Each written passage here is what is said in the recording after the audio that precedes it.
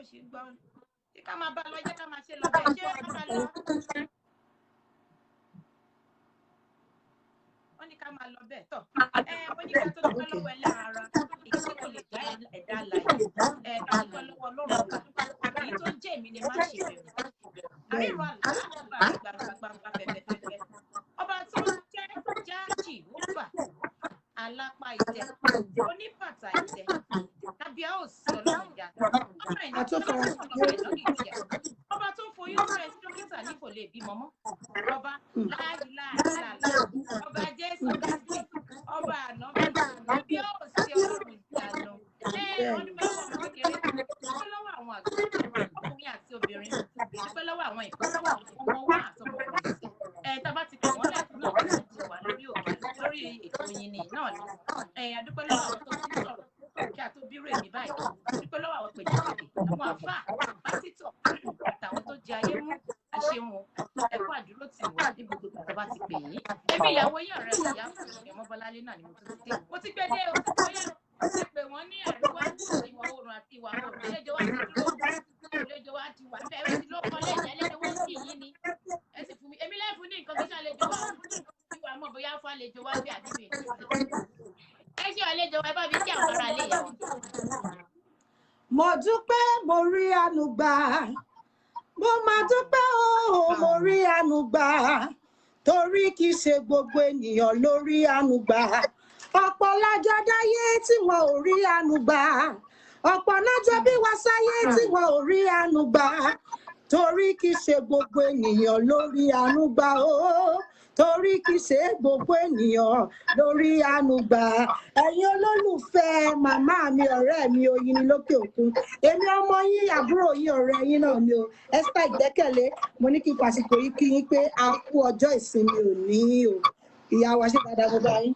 adúpẹ́ bá wa dáadáa ìyá wa ẹ káàbọ̀ sórí ètò yín ní gbogbo èèyàn la máa ń pè àpọ̀mọ kékeré àgbàgbà àpẹ pásítọ̀ àwọn àbí pásítọ̀ ti jẹ́ ṣẹ̀dá Ọlọ́run. bẹ́ẹ̀ ni Ọlọ́run tó ṣe èyí ò lè dá. bẹ́ẹ̀ ẹ ṣeun kan ní ìyá wa ìbóyá tún kí àti sí ìyá wa gbọ̀ngàn lẹ ti wá. a bí mi ní sí ìlú Èkó ṣùgbọ́n fún ògo Ọlọ́run mo wá láti ìlú Ondo State Ìfọ̀n ní Ọ̀sẹ̀ local government ṣùgbọ́n gbogbo láìfù ní ìlú Èkó ni mo lè sọ pé mo ti lò ó nítorí ìyá tó bí mi ọmọ Àwórì ni Àwórì kì í ti gbé á ló gbére wẹ̀ but bàbá mi ọmọ wọn ní Ìfọ̀n Omímà ìyẹn ní Ondo State. ẹ ṣe ìyá wa báwo lẹ ṣe kékeré ṣe ìyá wa.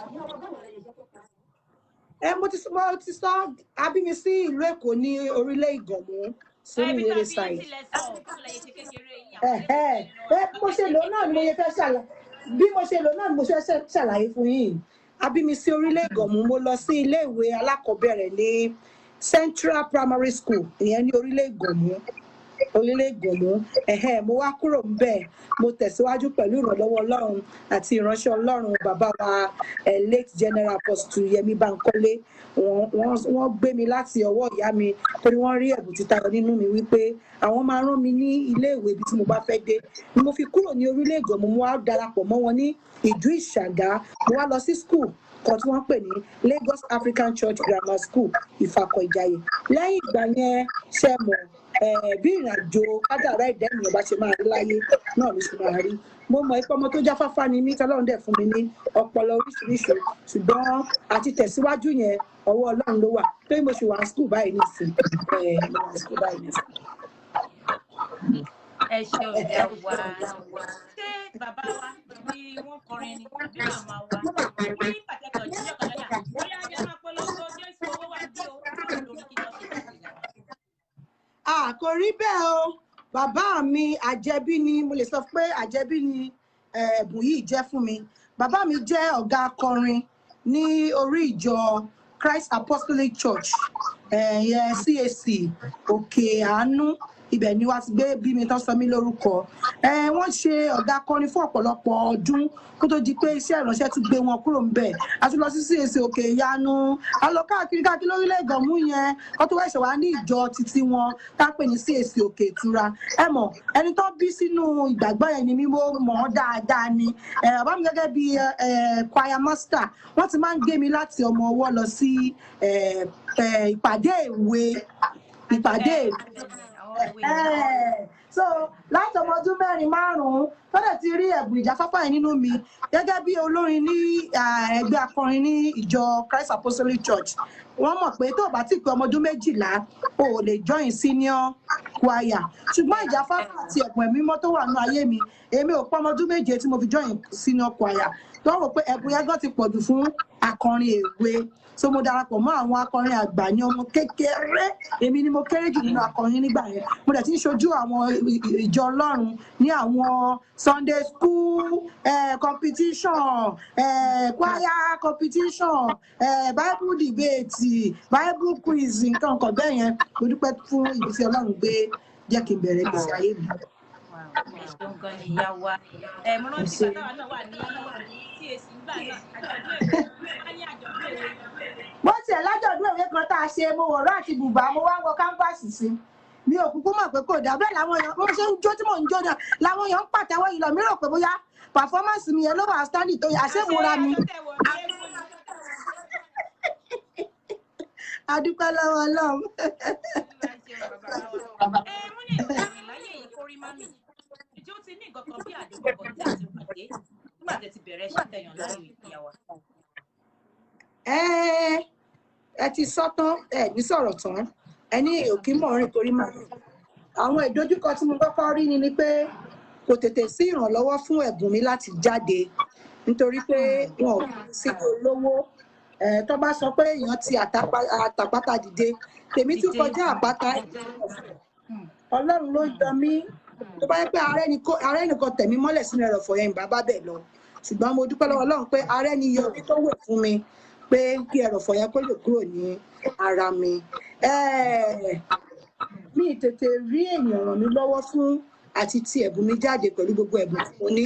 Ṣùgbọ́n nígbà tí Ọlọ́run dé, mo dúpẹ́ lọ́wọ́ Ọlọ́run pé títí dìsín mi ì tí ní mákẹ́tà, mi ì ní promoter, mi ì ní ẹni, ṣùgbọ́n ó ń ṣe promoter mi, ó dẹ̀ ń ṣe mákẹ́tà mi.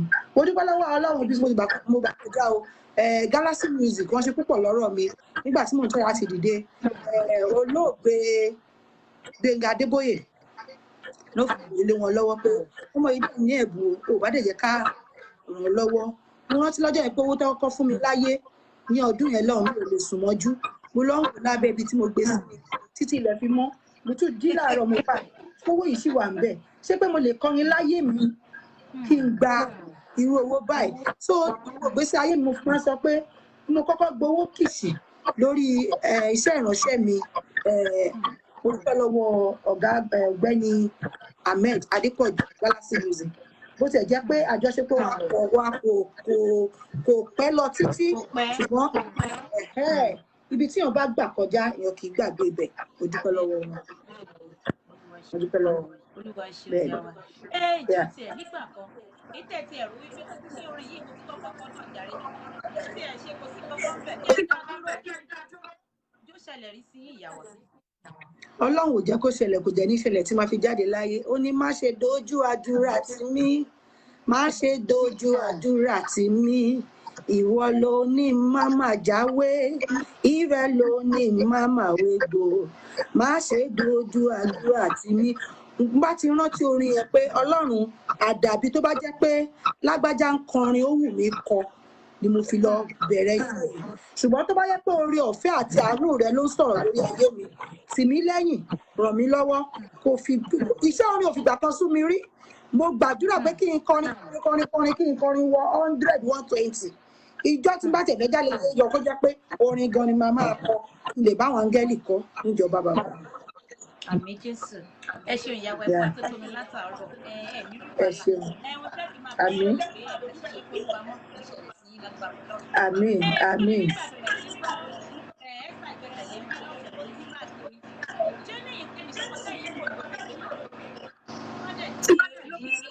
àti lágbájá. Ìyẹn ló pọ̀ ju ẹni tí ò bá ní ìtàn kò ní pẹ́ tàn nítorí pé tó bá ń iṣẹ́ tó bá ń ṣe tó bá ní àwòkọ́ṣe níbẹ̀ pé ta ni mo kọ́ fẹ́ ṣe báyìí pẹ̀lú ẹ o kí wọn náà tó discover rẹ̀ o lè má lè ní base as in pé o lè má lè ní gbòǹgbò. àti dúpẹ́ bí àlẹ́ ṣe káàbọ̀ ma. àti dúpẹ́ mo kí yín o àwọn ìyá wa nìyẹn àwọn tó máa ń pè yín kọ̀ wá gbogbo ìgbà nìyẹn. Mo kọ́kọ́ kọ́ṣẹ́ yẹn mo ní ẹ̀bùn yẹn ṣùgbọ́n mo tún kọ́ṣẹ́ yẹn lọ́dọ̀ àwọn ọ̀gá mi kan. Mo kọ́kọ́ ṣe elépè lẹ́yìn bàbá mi tí mo sọ pé wọ́n ti jáde láyé yẹn. Bàbá mi kọrin mo kọrin pẹ̀lú then General Apostle Yẹmí Bánkọ́lé of Ìlú Ayọ̀ gospel music. Mo wá kúrò ńbẹ̀ ọ̀dọ̀ wọn ní bàbá Yẹwà yẹn Pastor J Adélakùn tí wọ́n ti discover mi àwọn náà kọ amọ̀nà tètè wá o ọmọnà tètè bọ̀. Mo máa ń láì nígbà yẹn báyìí ó máa ń intoxicate mi gan ni láti bẹ̀ lọ mo join bàbá wa Evangelist Akin Adébáyọ̀ tí wọ́n pè ní Ìmọ́lẹ̀ Ayọ̀ àwọn náà kọ gbé mi lékè bàbá gbé mi lékè o kẹ̀kẹ́ iná ló fi gbélé ìyá sókè kí tó wá darapọ̀ mọ́ àwọn ọ̀gá mi Evangelist Kingsley Ogunde wọ́n fìgbà kan lọ sí Amẹ́ríkà wọ́n wà ní Nàìjíríà báyìí wọ́n sì padà lọ síbẹ̀ ibẹ̀ ni àwọn wá lọ base sí àwọn náà kọ Father lift me up èmi ni màá ṣíwájú wọn nínú olóríire. Ohun tí ẹ lè fi máa bèèrè lọ́nà pé ẹ ṣe ń ti ọ̀dọ̀ ọ̀gá kan bọ́ sí ọ̀dọ̀ ọ̀gá kan ni pé ìgbà míì ibi tí n bá kó lọ gbé ó lè má sí àyè fún mi láti bá àwọn tí mo bá kọrin tẹ́lẹ̀ yẹn kọrin ẹni tó bá wà nítòsí ń gbà yẹn á wù mí láti darapọ̀ mọ́ wọn mo dẹ̀ tún fẹ́ ní ìmọ̀ sí tí ẹni tó bá tẹ̀lé bàbá yẹn wá á mọ bó ṣe ń compose orin àti kí ọ̀rá ìtì orin ẹ lọ wá àmọ̀nà yẹn títí dì sín ìgbà wọn lẹ play orin támọ̀nà ò bá ìgbà mu. látàyè 80s mo mọ̀ pé ẹ̀bùn títa yẹn wà lára wọn mo fẹ́ kọ́ so láti ìgbà yẹn ẹ máa rí pé kò sí rẹ́kọ̀dù kan tí n bá ṣe storyline ó máa wà ń bẹ̀ mo ti mú ìyẹn láti ọ̀dọ̀ wọn. Tọ́bádẹ̀ tún fẹ́ wo bàbá mi Akin Adébáyọ̀ ìgbà táwa fi bá a play yẹn wọ́n máa ń play fast beat gan wọ́n like fast beat mo dẹ̀ like àlùjọ pé ẹni tó bá ti ń play àlùjọ mo fẹ́ yìí ó máa ń gbá lórí mi tí n bá ti rántí orin pé ẹni yẹn ó nálùjọ nínú mo lọ darapọ̀ mọ́ wọn láti wò pé kí ni nǹkan tí wọ́n ń ṣe tí music wọn fi rí báyìí so ìgbà tí mo tún wá tẹ̀síwájú lọ sọ́dọ̀ bàbá mi Kingsley Ogunde ẹ bá ń gbọ́ àjò bí ewé àwọn yẹn ń jó mo tún wò pé èmi náà mo lẹ́bùn ìjó yìí mo tún wá lọ kọ́ stage craft lọ́dọ̀ wọn because tẹ bá wo Evangelist Kingsley tó bá ń kọrin kò ní sú yín gbà wọ́n kí lẹ́ni yìí ń ṣe pé tó bá ń kọrin yẹn máa fi gbogbo ara rẹ̀ sínú orin yẹn mo tún kọ́ yẹn láti ọ̀dọ̀ wọn so gbogbo àwọn nǹkan bẹ́ẹ̀ yẹn ni mo papọ̀ tí olóyìnbó ń pè ní accumulated experience òun ni mo jọ mọ́ ẹ̀bùn tí Ọlọ́run tó fún mi bẹ́ẹ̀ ni. ẹ kú àtúntò nù ìyá wa. ẹ ṣé mà. ẹ mọ̀ pé lómi náà lè jókòó sójú kan fún kápẹ́ńtà. bẹ́ẹ̀ ni. kápẹ́ńtà ẹ̀ lè rówó bẹ́ẹ̀ ilé kọ́kọ́ nítorí bẹ́ẹ̀ ni. gbẹ́sẹ̀ pé kò ń gbẹ́sẹ̀ kò tiẹ̀ kò ń tíra ẹ̀ ló dẹ̀ ti rí tó ń lè ṣiṣẹ́ fọ́nìṣọ̀ Ọlọ́run lè dìde ẹ ti dìde ìyá wa ẹ̀ ní ìfẹ́ láṣẹ. àmín. Oyin ni ẹ̀yin náà kúkú fọ́lọ̀ mi láti ilẹ̀ wọn kọ́ ọmọ fọlọ́mọ tí bá ní ká ní méní méjì ó ti lé 15 almost 16 album to the glory of God. Èmi mo bí gbogbo wọn èmi nìyá wọn o kò sí ti kò sẹ́lẹ̀ tí mo ṣe tọ́lọ́run ò sọ̀rọ̀ níbẹ̀ ṣùgbọ́n orin tí mo mọ̀ pé àwọn èèyàn tó fi mọ̀ mí dáadáa wọ́n ń pè ní Olúwa ló ní glory. Olúwa ló ní glory. Ibẹ̀ ni mo ti kọ aláyọ̀ sàbí ní tipẹ́ ni mo ti dá láyọ̀ tí n bá sọ pé èmi ní ìdùnnú ẹ jọ̀wọ́ tẹ́ bá ti rí mi ẹ sá máa yọ̀ Olúwa ló ní glory ẹyẹ máa pẹ̀gàn mọ́ ibẹ̀ mo ti sọ storyline àpáàtà ayérayé ni o obìnrin àpáàtà so nínú orin yẹn lọ́lọ́run ti gbé kọ́ ilé fún mi tó ti gbé kọ́ ilé fún mi ṣé mọ̀ pé tẹ́ bá bí ọmọ ẹ máa wo sáà bí àwọn ọmọ yẹn ṣe wọlé sí ìgbésí ayé yín nínú orin yẹn láàrin ọjọ́ 11 lọ́lọ́run ti kọ́ ilé fún mi bẹ́ẹ̀ ni. ẹ ṣeun ìyá wa. tí ó ní àwọn nínú àwọn ọmọ tí mo ní tán nífẹ̀ẹ́ sí iṣẹ́ tẹ̀ ṣe.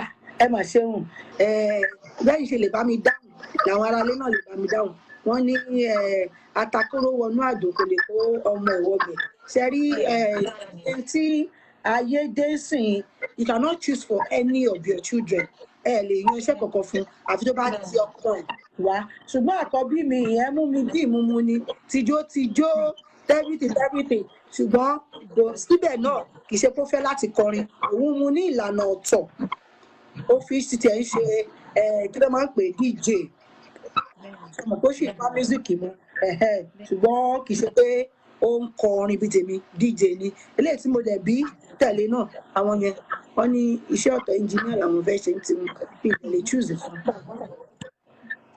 Ẹ ṣe torí àwọn olólùfẹ́ yìí tó wà nílé ǹjẹ́ lè bá fi ìṣẹ́jú kan àbí ìṣẹ́jú méjì ní ọlọ́run. Torí ó tọ́ láti máa yìn.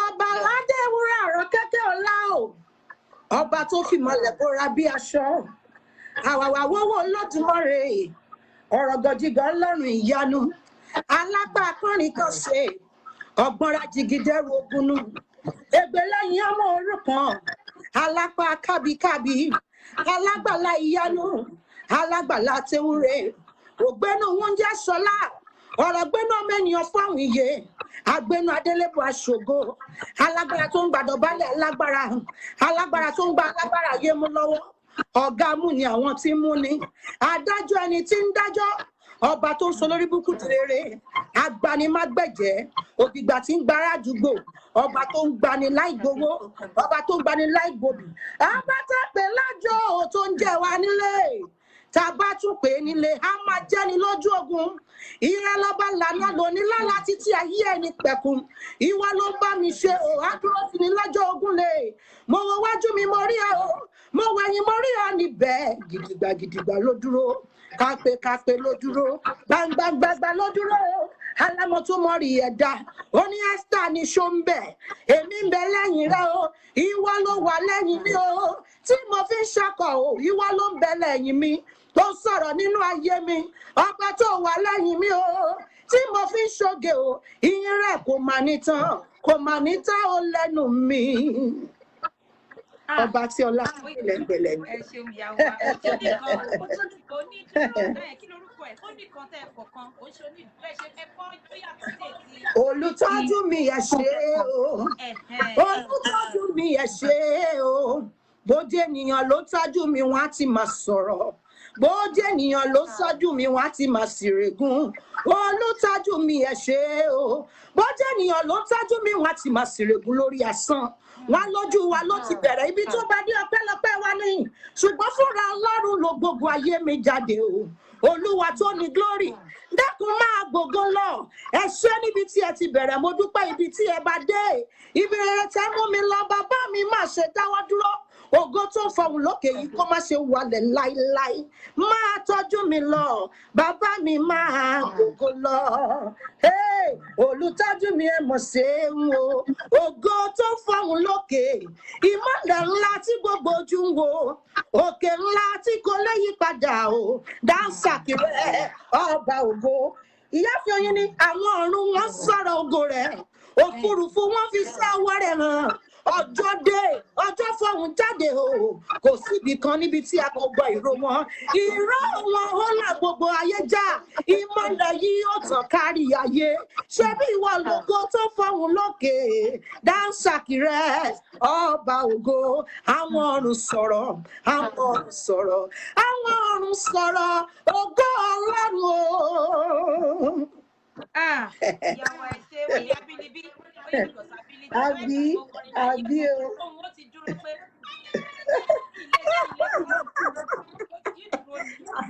Àbí o.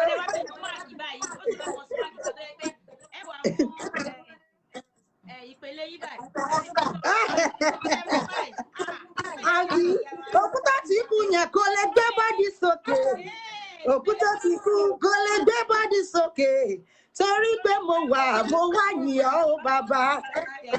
Tó bá ń gbọ́ gbègbègbè, tó bá ń gbọ́ gbègbègbè.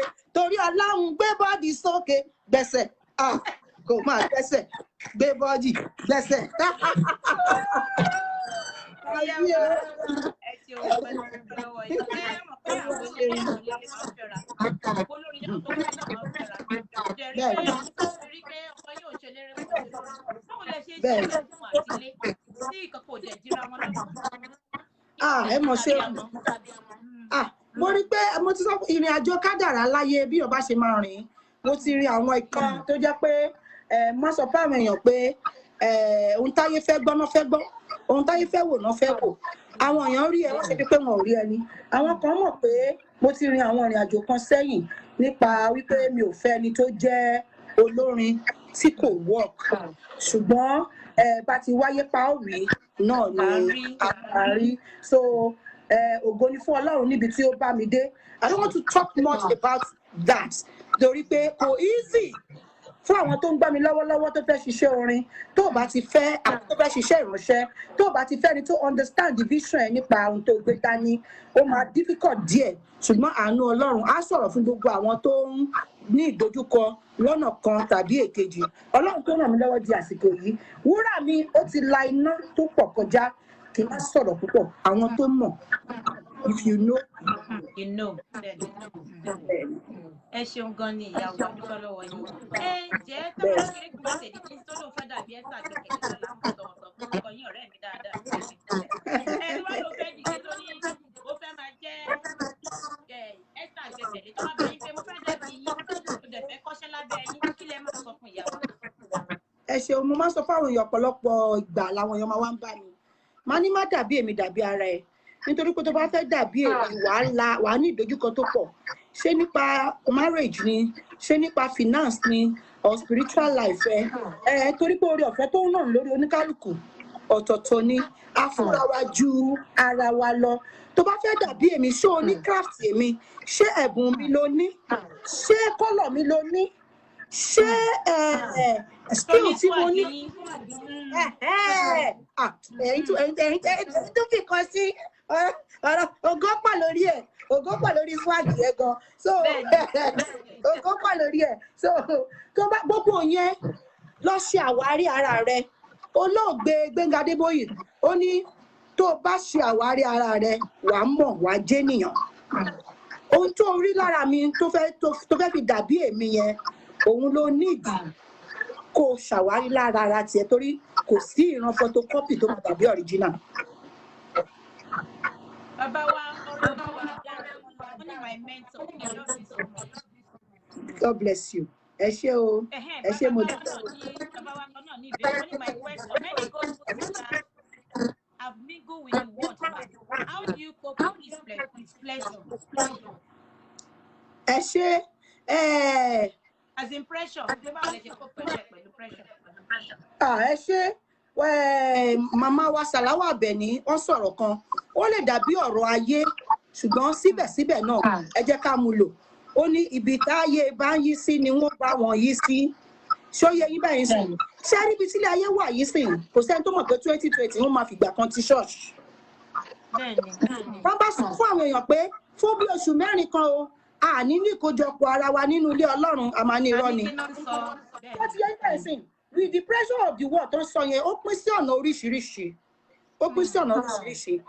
ṣé rí mi máa ń sọ fún àwọn èèyàn as a gospel singer doesn't mean you must not update yourself torí tó o bá update ara ẹ wọ́n máa bá date ẹ ṣùgbọ́n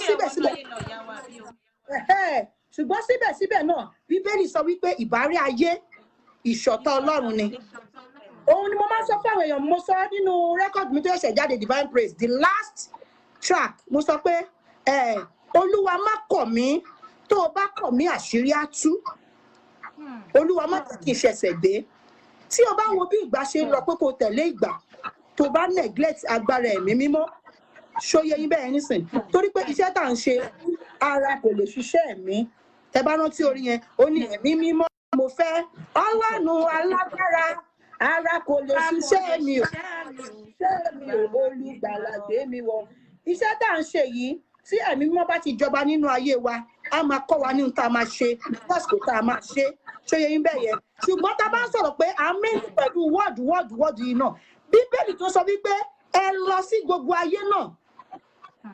It's not talking about us going to people that have known about Christ. Tá a bá lọ sọ́dọ̀ àwọn tó mọ Kristi náà, báwo ni wọ́n ṣe fẹ́ mọ̀? Mo ní àwọn ọ̀rẹ́ tó jẹ́ Mùsùlùmí, mo ní àwọn ọ̀rẹ́ tó jẹ́ ẹ̀sìn bòmíì, ṣùgbọ́n ju gbogbo ẹ̀ lọ ni wípé o ò lè change èèyàn kankan àfi tí ìwà àti ẹ̀mí Ọlọ́run bá gbé ẹ jáde láti túnbọ̀ bó ṣe jẹ́ fún mi. I don't force people to do anything. Once you are above 18, Olúwa ibi tí mo ń lọ yìí, títóbi agbára rẹ ni kó fi hàn. Ohun tó fẹ́ kí n ṣe, òun ni kò jẹ́ kí n ṣe. Ohun tó fẹ́ kán gbọ́, òun ni kò fi sí mi lẹ́nu. You cannot do things out of your own work well. It will not work. Bẹ́ẹ̀ni. Ìyá wa Adébọ́lá ẹni àgbàdo yọ̀sùn àti most Madam Esther, no dull moment at all. Ẹ ṣé mo dúpẹ́ o, gbogbo ọmọ yín ló máa rògbò gbogbo yín ló.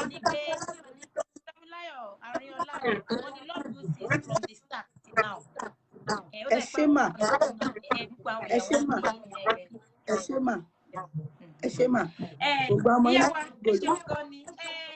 Ẹ ti mọ ìgbàgbọ́ ẹ̀dẹ̀ sí ọ̀nà ẹ̀ ní ṣùgbọ́n orúkọ Jésù.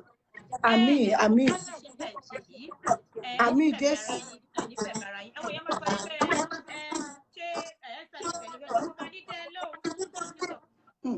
Èmi ò sí ọ̀sìn wọ́n mọ̀ pé mi àti Ọlọ́run mi wá. Láti kékeré láti ẹ̀sà kó o ti ṣe wàhálà. Ẹ̀yà ló ní ní àwọn wà. Láti ọba yìí ti ṣe wọ́n. Láti orí bá ọ̀pọ̀ ẹ̀jẹ̀ wà yá wa. Ẹ ṣé mà.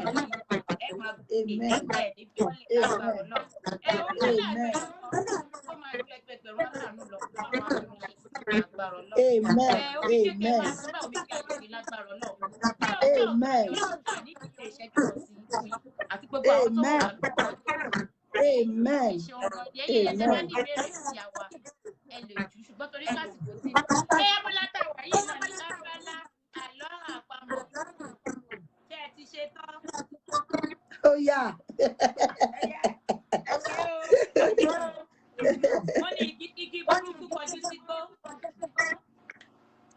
Igi burúkú kọjú sígbó. Ṣé pé bí a mo mọ̀? Kò láì direction bí tí mo wà ní náà.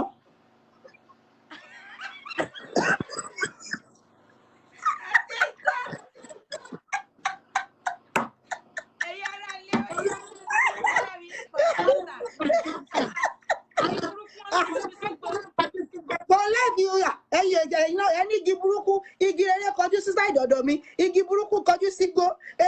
Ọmọ ẹ̀kọ́ lè fi èmi.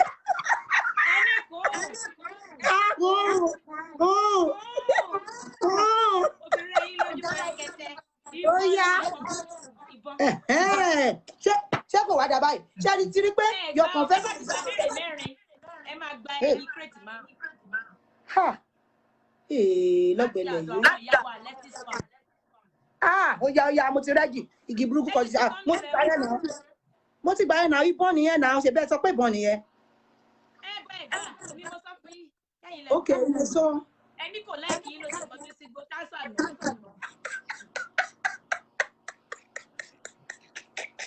Ó dáa.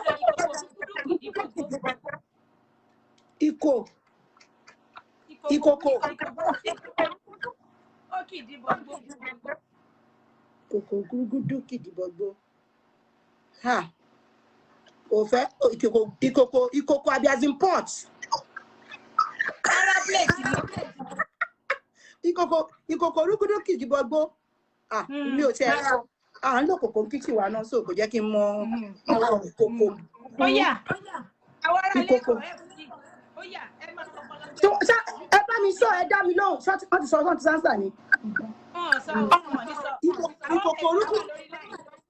Ìkòkò rúgúdú kìdí gbogbo. Stainless plate là ń lò kíkì jàre. Ìkòkò rúgúdú. Ìgbín ni ìgbín. As in snail. Yeah. Wow. Ọlọ́run àṣàánú ayé mi kẹ. Ẹlẹ́kẹta rẹ̀ Ẹ̀yà. àwọn òbí kan àjẹdọ́lọ̀ awẹ́ òbí kan àjẹdọ́yọ̀. Awẹ́ òbí kan àjẹdọ́yọ̀. láti London kájẹ lọ kájẹ lọ. Awẹ́ òbí kan àjẹdọ́yọ̀. Tèmi bá ń drive náà mi kì í jẹ obì ṣùgbọ́n mi máa ń jẹ. Awẹ́ sí gọ́ọ̀mù kan àjẹdọ́yọ̀.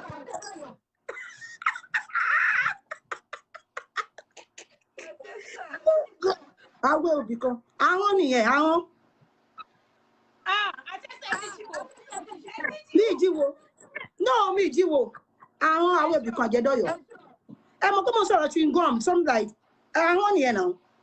Ẹgbẹ́ ọ̀kan ní mẹ́ta máa wù ní ilé nígbà. Ó yá kí ló bọ́ wa jẹ kí kò bá bọ́. Eṣinṣin ni. Wọ́n tún ti gbà méjì ní mẹ́rin. Àbí at least mo ti gba kírètì ẹyin mẹ́ta. Ó yá ẹ wá kọ orúkọ yín ìgbẹ́kẹ̀lé ẹ kọ́ látẹ̀yìn.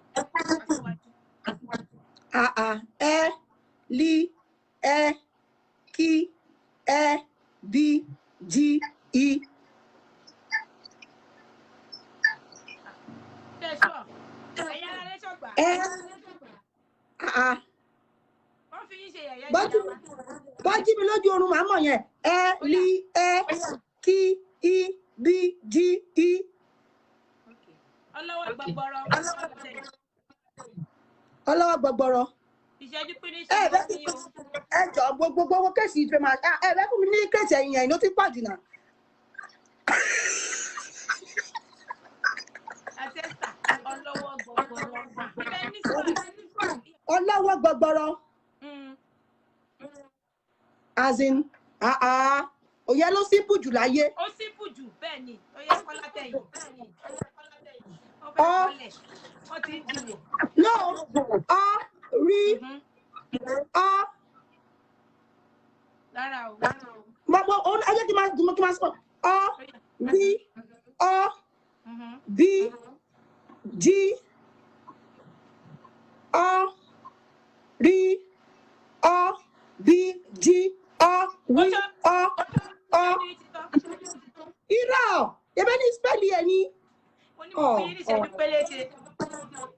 Ẹ sọ pé mo tẹ́wọ́ pẹ́ ń táìmù mi ni màá ti jà ẹ jẹ́ kán fún mi lẹ́yìn ìdí ẹjọ́ tó Ọlọ́run. Ó kù ìbéèrè kan. Ó yá. Nikki Mission Foundation ìyàwó Nikki Mission Foundation tí a bá lé ẹ̀kọ́ díẹ̀ káàdì tó ní ìrànlọ́wọ́ ó wà online. Àfẹ́fí nọ́mbà wọn síta fún àwọn ọmọ àgbẹ̀ púpọ̀ ó dẹ̀ tó.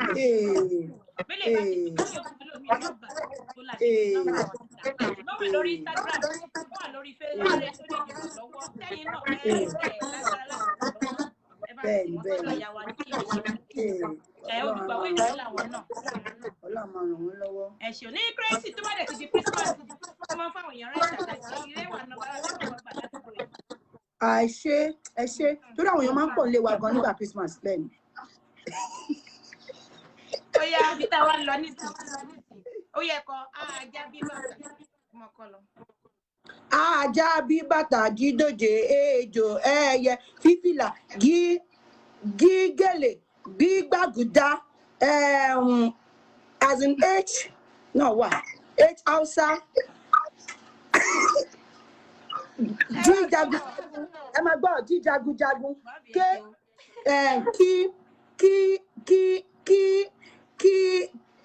kí as in k ẹ máa jẹ́ fún kettle ní English kí ni òun legion kan ní okay mi màlúù ní as in mi màlúù now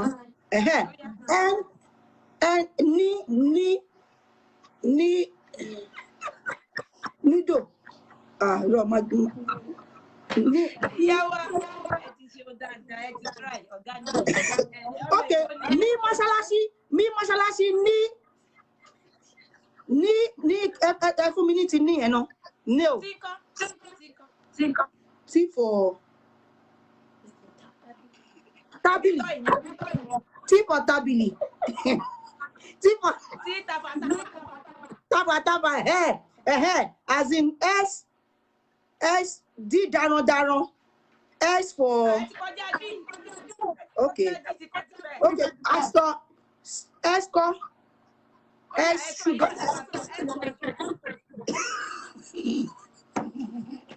Ẹ̀wọ̀ òyìnbó làwọn sọ ní Ọlọ́run ṣàánú èèyàn gan pa. Eléyìí náà fi dára wa lára já ní pé kò sí. Bẹ́ẹ̀ ni o, bẹ́ẹ̀ ni o. Ẹ̀rín wa náà kò ní dìbò jẹ́ lágbára. Àmín.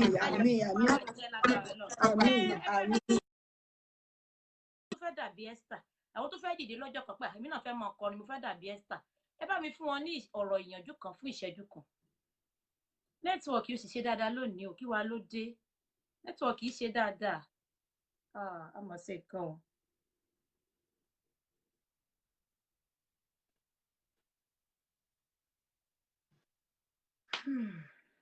Nẹ́tíwọ̀kì ti sá lọ ẹ̀yin èèyàn wa.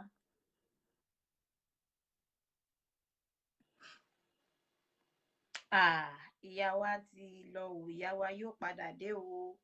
Ìyá wa ó padà wá.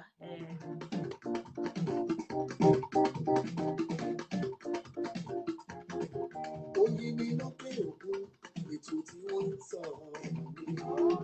bóyá ẹ̀jẹ̀ ká lọ. Ètò tó ń báṣà Yorùbá ga tó tún kọ́ ní lọ́gbọ́n èmi bóyá ẹ̀jẹ̀ ká lọ. Ní gbogbo ọjọ́ ìsinmi lágogo 5 ìrọ̀lẹ́ ètò yìí máa ń Yorùbá dùn. Ẹ ṣeun gan ni gbogbo ẹ̀yin èèyàn mi. Bóyá àlejò wa máa padà wá àbí wọn padà wá. Oyin ní ti. Àwọn olùgbọ̀wọ́ wa rèé o, ìyá wa Alexis Farm, Happy Gem Farm, Alexis Nursery. Àlejò wa ti padà dé o. Wọ́n ṣe bẹ́bẹ́. Happy Gem Farm. Mo ti padà dé o. Mo padà dé o. Mo padà dé. Mo bá mo kùkùn jẹ́, mo bá mo èṣù jẹ́. Ọlọ́run ti bàjẹ́ wọ́n àbí oṣó lóhùn fẹ́ pa mí, ajé lóhùn fẹ́ pa mí. Kí ni mo ṣe? Ọlọ́run wáì mi o. Mo dúró lé Krista pátá, ilẹ̀ mi ràn yíyọrí ni. Ọlọ́run sọ fún Sátánì pé ọmọ mi ni má ṣe filẹ̀. Ó pọ̀. Ògo pọ̀ lórí ẹ̀. Ẹ ṣe òyà wa. Mo fẹ́ kẹ́ bá mi bóyá rẹ̀ ní ìdílé lọ́jọ́ kan tó fẹ́ dàbí Esther gbẹ́kẹ̀lé àwọn ètò tí wọ́n lè tó dìde àwọn nǹkan tó lè sọ fún wọn tí wọ́n lè ṣe wọn náà máa ṣe díẹ̀ ọ̀tọ̀ ní ògo ọ̀tọ̀ ní owó ọ̀tọ̀ ní abínibí ni tó ti wà ní ara àyàn tẹ́lẹ̀ kí ọkọ̀ lọ kọ́ díẹ̀ mọ́. Bẹ́ẹ̀ni. tó kí lẹ wá. Ẹ ṣe Yorùbá sọ pé ìkòkò tó máa játa ìdí ẹ̀ máa gbóná. Mo fẹ́ kọ́kọ́ ṣe àwárí ara wọn kó má rò pé nítorí pé Esther Ìgbẹ́kẹ̀lé kọrin wọn èmi náà sì ń bẹ̀bẹ̀ fún ògo àgbáyé ni tí mo dẹ̀ mọ̀ pé Ọlọ́run á túbọ̀ tẹ̀síwájú nínú ayé mi sí. Mo dúpẹ́ ibi tó bá tó mú mi lọ ni mo tún dúpẹ́ lọ́wọ́lọ́wọ́. Ó ní ẹni tó bá dúpẹ́ oore àná á rí òmíràn gbà.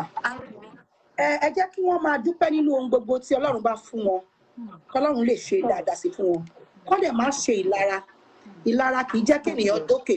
Mo máa sọ fún ènìyàn láyé pé nǹkan ẹyọ kan tí mi lè bá èèyàn ṣe tí máa fi jáde láyé òun ni kí n lara ọmọnìkejì mi torí ohunkóhun tí ẹnikẹ́ni bá ní tó bá wà ní àkọsílẹ̀ fún ìṣẹ̀dá ayé mi wípé màá ní kí n tó jáde láyé mo máa ní tí n bá lè tọ́wọ́ mi ò bá tó ó jẹ́ pé kò sí nínú ètò Ọlọ́run fún mi nìyẹn. Kò sí ọmọ ẹlẹgbẹ́ mi kankan tó ń ṣe dáadáa tínú máa ń bí mi àbí tí máa ń lara ẹ̀. Tí o bá ti cultivate habit pé you must not jealous anybody, just face your lane. Ìrànlọ́wọ́ máa dìde, àwọn èèyàn ń rí ẹ̀. Gbogbo ohun tó ń ṣe àwọn èèyàn ń wò ẹ́. Nígbà tí àsìkò bá tó fún ẹ, ó máa wá dàbí idán, á dàbí pé o ṣògùn, á dàbí pé o wẹgbẹ́ ni, á dàbí pé o mọ̀yàn sí ni. Àsìkò ti tó ẹ̀kọ́ dẹ̀ gbà lórí pé ìgbà wà, ìgbà ló ń gbogbo. Ìgbà tí a fún erin láti bímọ ó yàtọ̀ sí ìgbà tá a fún ajá láti bímọ. Wọ́n ṣojú kòkòrò ẹ̀bùn ẹlẹ́bùn. Mọ ẹ̀bùn tó ní kò dẹ̀ ní ìfaradà. Ìjọ́ tó bá bẹ̀rẹ̀ kọ́ ló máa kan o. Ìjọ́ tó bá bẹ̀rẹ̀ kọ́ ló máa gòkè. o lè rí àwọn kan wà àánú wà lórí ayé wọn débi pé rẹ́kọ̀dù àkọ́kọ́ tó bá kọ́kọ́ ṣe náà máa fi mọ̀ wọ́n tí wọn ò ní ṣe làálàá púpọ̀ jù ṣùgbọ́n tó bá máa ṣe mí ilé wọ́n wá rò pé bó ṣe dùn nìyẹn pé àti kọ́kọ́ ṣe alákọ̀ọ́kọ́ tó fi mọ̀ wá wọ́n wá misbehave ṣùgbọ́n àwọn tó yẹ pé ṣe ni wọ́n làkàkà wọ́n rákòrò wọ́n ṣe olúwàjọ́ mọ̀ mí orí òkè ààwẹ̀ ìdí kan ara ò lè ṣiṣẹ́ mi bí mo ṣe wà mo máa sọ fún àwọn èèyàn wọ́n ṣe gbogbo ìgbà ló máa lára mọ́lẹ̀ fún ìbálòpọ̀ àbí anything tó bá jẹ́ pé iṣẹ́ yóò fẹ́ ṣe o ohun tó fi máa ṣẹ́ra ẹ òun ló pọ̀ jù wàá ṣẹ́ra ẹlòmíì gbogbo ibi tó bá dé ló ti ń jẹun ẹlòmíì gbogbo ibi tó bá dé tó bá ti dáṣọ sí lọ́rùn ó wọ̀ náà nìyẹn àwọn kankan wà tó máa ṣe tó máa fi ṣẹ́ ara ẹ láti dé òkè a fẹ́ kó ṣe ṣùgbọ́n gẹ́gẹ́ bí tó gbé dání wàá gbé ojú kúrò ńbẹ̀ pé mi ò ní ṣe nítorí pé òun wo ògo iwájú ibi tó ń lọ ẹ má sì mí gbọ́ o ká ló láyé ká ṣoríire kò ṣẹ̀ṣẹ̀ bẹ́ẹ̀ ṣùgbọ́n ọ̀nà tí a fi ń gbà lówó òun ni ká ṣọ́ra fún bẹ́ẹ̀ ni. ẹ ṣeun gan ni ìyá wa ẹ bá mi kí ẹ bá mi kọrin fún àwọn olólùfẹ́ ètò yẹn tó nífẹ̀ẹ́ yìí ó dẹ̀ nífẹ̀ẹ́ mi náà ó fi ṣèjú pọ̀ ìyá wa kẹ́ tó máa lọ. Oyin ni ọ̀rọ̀ ayé mi máa ti dàríyànjiyàn wọ́n ń béèrè pé báwo ni mo ṣe ṣe mo lọ́lọ́run ló fòyìn sáyé mi oyin ni ọ̀rọ̀ ayé mi ó máa ti dàríyànjiyàn wọ́n ń béèrè lọ́wọ́ mi pé báwo ni mo ṣe ṣe mo lọ́lọ́run ló fòyìn sáyé mi ó wọnú ayé mi kò tún sọ̀rọ̀ ẹkún. Ọwọ́ inú iṣẹ́ mi kò tún sọ̀rọ̀ ìbànújẹ́ oyin ni orúkọ Jésù oyin ni ẹni àbátà káfíńrà àtùpà tó wá jẹ ní àjùtà wọn wò sí ẹ̀mọ́ pé oyin ni tó kọjá ìmọ̀ ó kọjá òye òòrè tọ́lárún ṣe ó kọjá ìmọ̀. Bẹ́ẹ̀ ni o, bẹ́ẹ̀ ni. Ẹ ṣeun gan ni ìyá wa dúpẹ́ lọ́wọ́ sí dúpẹ́ náà. Ẹ mọ̀ dúpẹ́ náà títí náà ní pé àgbè yín ẹ̀jẹ̀ jẹ́ wa. Níta ní sọ̀rọ̀ ta ló mọ̀ rí ẹ bá yẹ bá jẹ́ àjọ sọ̀rọ̀ bá wà mọ̀ rí tán. Ìyá mi ògo ń ṣiṣẹ́ pẹ̀lú ògo ni ògo dẹ̀ ń gbé ògo sókè ni. Bó ṣe wà yẹn tó bá fi lè mú kí odidi Coca-Cola sì máa ṣèpolówó. Kò sí ìlú tí èmi fi ẹsẹ̀ mi dé gẹ́gẹ́ bí olórin Esther Ìgbẹ́kẹ̀lé tí mi ò pàdé Coca-Cola ṣùgbọ́n síbẹ̀síbẹ̀ ẹ sì rí wọn tó ń ṣèpolówó kí la jẹ́ kí la já mọ́ ta ló mọ̀ wá wá pẹ̀lú programu kí lẹ́gùn mi ṣe tí ò fàárọ̀ jó kì í ṣe gbogbo ibi tó bá pè mí sínú ni mo máa ń lọ ẹ má ṣì mí gbọ́ o ṣùgbọ́n ibi tó bá nílò fún mi láti lọ fún àwọn olólùfẹ́ rẹ láti bá ọ pàdé tó bá lọ bẹ̀ ó jẹ̀gò nìyẹn ẹni tá rí lójoojúmọ́ gbọ́ ò tí ì rógò lò ábọ̀ torí wọ́n tó fi rẹ sábẹ́ òrùlé ẹgbẹ́ ìyá mi èèyàn ń ta bọ̀ọ̀lì ìyá mi bọ̀ọ̀lì ló ń tà ó wá mú bọ̀ọ̀lì yẹn ó yan nínú ilé ó wá lọ yọjú sí wọn níta pé ẹ wá ra bọ̀ọ̀lì ẹgbọ́n sọ máa rà á wàá gbé kinní síta nẹ́ẹ̀tì wàá kó èédú sí wàá bẹ̀ sí yan tó bá yan òórùn bọ̀ọ̀lì yẹn lásán ló máa pe àwọn èèyàn wá kò sí ẹ̀bùn tó o ní tó gbé sábẹ́ òrùlé tó jáde síta. Ọlọ́run wà ẹni tó bá ti ń gbé ọmọlàkejì ẹ̀ sókè náà Ọlọ́run ti jẹ́ kó tóbi adágún. Àmín àmín àmín àmín a ti mọ̀ yín tipẹ́tipẹ́ àwọn àti orúkọ yín fún dáadáa títí láéláé. Àmín àmín àrùn COVID òjijọ́dọ̀ yín lágbára Ọlọ́run. Àmín o gbogbo àwọn tó dẹ̀ ti kàn Ọlọ́run á bá wa rọ̀ wọ́n lọ́kàn àwọn ìdílé tí COVID ti fún ẹbí wọn lọ Ọlọ́run á pẹ̀tù sínú ayé wọn á tù wọ́n lọ́kàn àwọn tó dẹ̀ ṣe mú lọ́wọ́ Ọlọ́run á dáwọ́lé wọn àwọn tí ò dẹ̀ tí mú tán wà lórí ètò yìí kò ní mú ẹ tọmọtọmọ kò ní mẹ́mi náà. Ẹ ṣeun gan ni àǹtí Esther fílẹ̀ ògo pọ̀ lórí ẹ̀ ògo pọ̀ lórí àgàgà divine praise yẹn ògo pọ̀ lórí ẹ̀. Ẹ máa dé gbogbo ara yín ẹ gbọ́dọ̀ tí mo kọ́ bẹ̀ ni enemies be careful ọmọ Ọlọ́run mà lè mí o tó o bá lọ careful ó padà lánà ẹ̀mí mímọ́ go tell you kó lọ kíyèsára. Ẹ ṣe ogo ni ìyá wa dúpẹ́ lọ́wọ́ yín. Yes ma. Wọ́n lówó ní ẹ ká ṣé ṣe ma. àgbàrọ̀ pẹ̀lẹ́. Ṣùgbọ́n òfò. Ó ẹ jẹ́ ká máa ṣe lọ. Àkọ́kọ́ máa sọ̀rọ̀ lọ mú máìkì dání ẹ̀ lélẹ́rẹ́ ẹ̀ dáwọ̀ eléyìí. Oh God. Mo rò pa àṣedálẹ́ mo pè é. Ẹ ṣe ogo ni ìyá wa. Yes ma.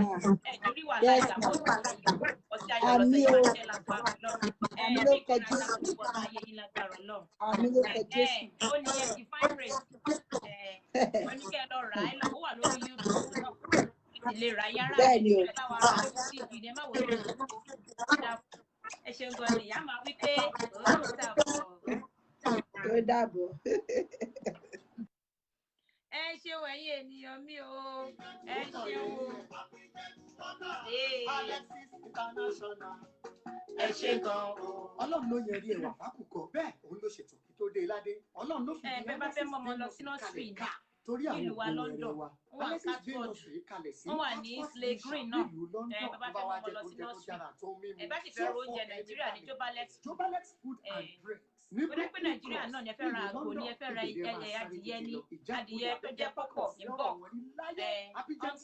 wọ́n tẹja wọ́n tàgbò gbogbo tẹ́ bá ti fẹ́ ra ẹyin náà ń fẹ́ ẹ bá tẹ̀ fẹ́ kí alágbàtà náà nílùú Nàìjíríà náà pèyà wà lẹ́sìn gbogbo ẹ̀ ni wọ́n ń ṣe. Ẹ̀rọ ìbánisọ̀rọ̀ wọn ní London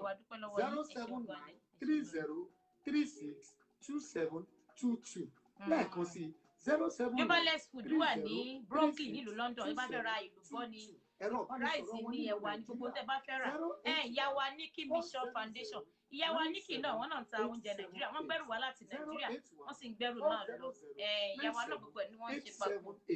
Alexis International Ọlọ́run ló mú wa ṣe bẹ́bẹ́.